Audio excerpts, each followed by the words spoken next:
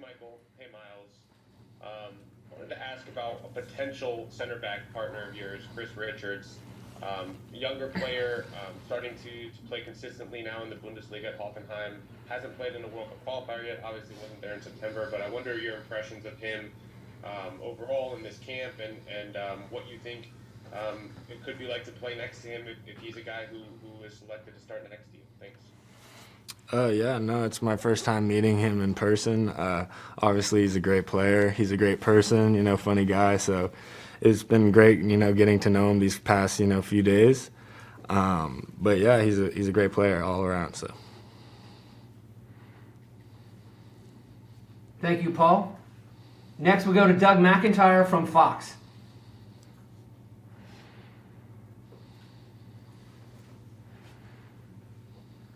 Thanks, Michael. Hi, Miles. Just curious how having played against Jamaica in the Gold Cup for you personally will add to your comfort level against them tomorrow. Thank you.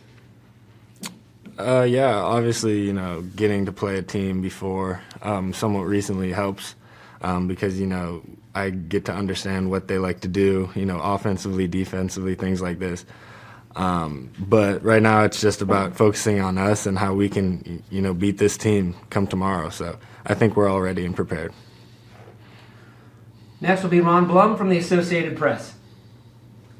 Hi, Miles. Looking back to last month, what did playing 93 times in 7 days take out of your body? Was it any different than normal, any more sore? How did you recover any differently than you would do if you had 3, 4, 5 days rest? Yeah, I mean, the fact that, you play 3 games in 7 days, it can be tough on your body, but we've got a great staff and, sports science staff. We got a great, medical team to get us all right, get us all, mentally and physically ready for the game if, I'm decided to play. And I think I always felt like I was physically ready when the time came.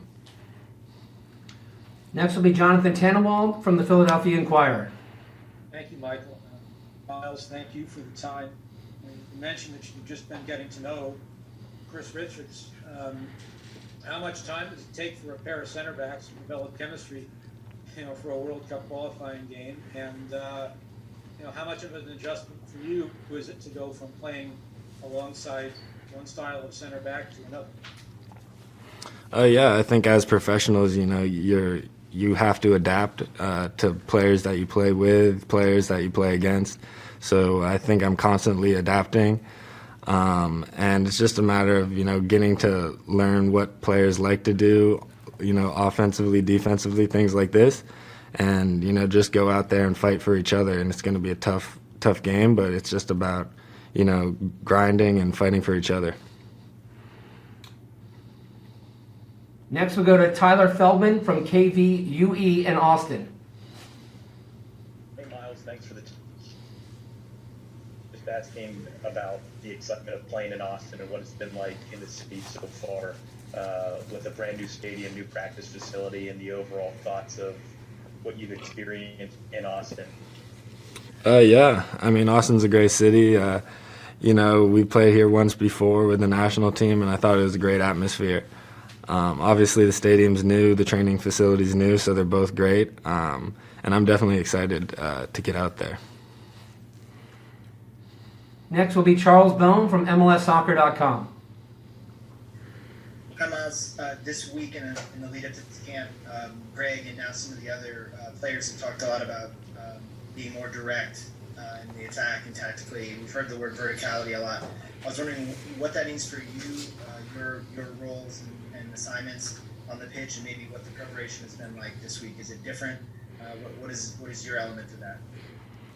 Yeah, I mean, I think the training sessions have focused in on, trying to play more, through the opponent rather than around them. And I think with the few sessions we've had, we've done a good job in that. And also, it's just about, defensively trying to keep them pinned in their defensive half and, as a center back, try to win your duels. So I think that's pretty much what we've been, focusing in on. Next will be Claudio via Lobos. Thank you, Michael. Miles, I'm curious about how you guys on preparation. In terms of what Claudio, we lost you.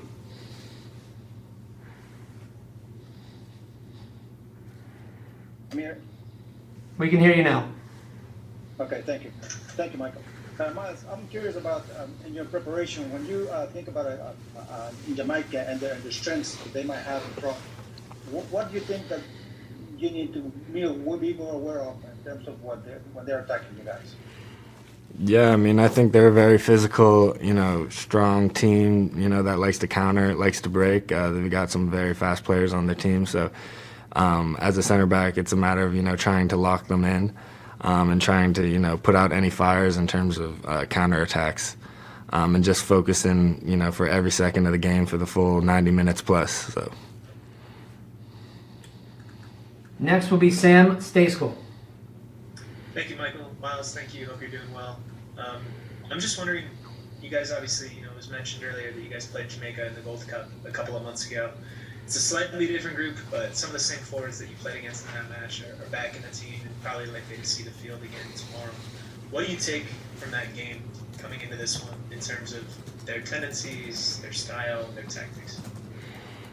Yeah, like I said, I think they're, a strong, fast team that likes to break.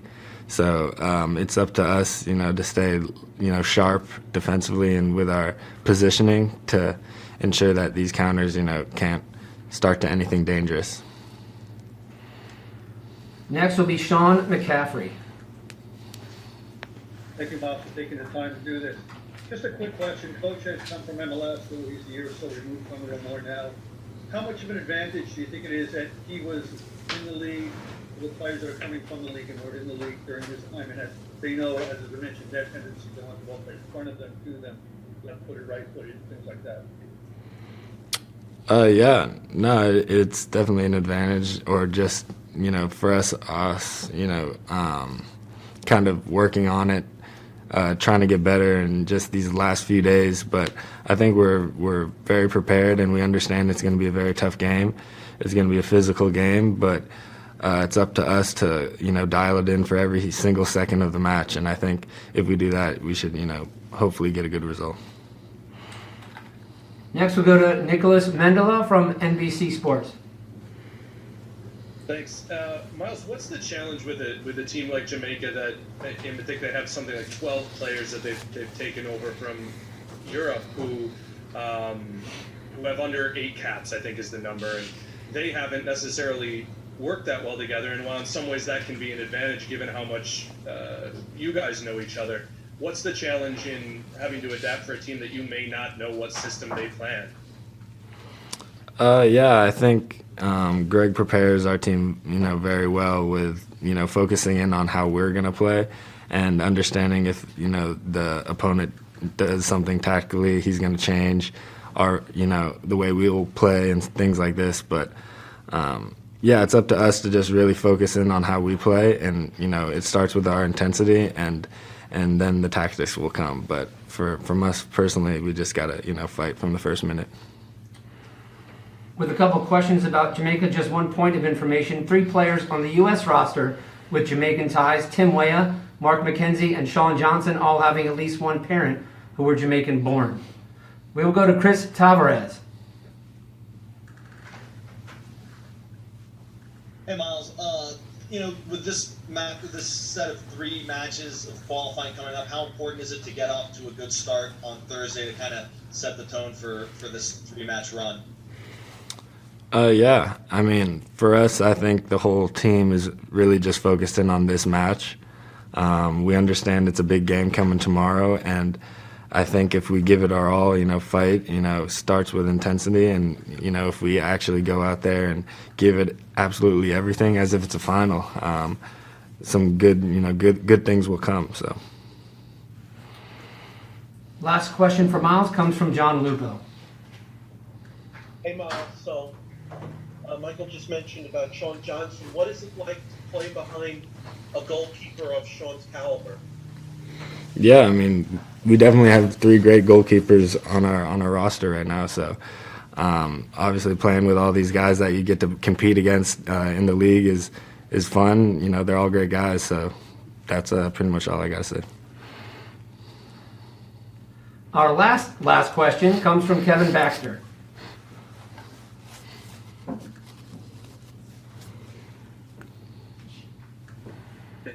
Okay, thanks for your time.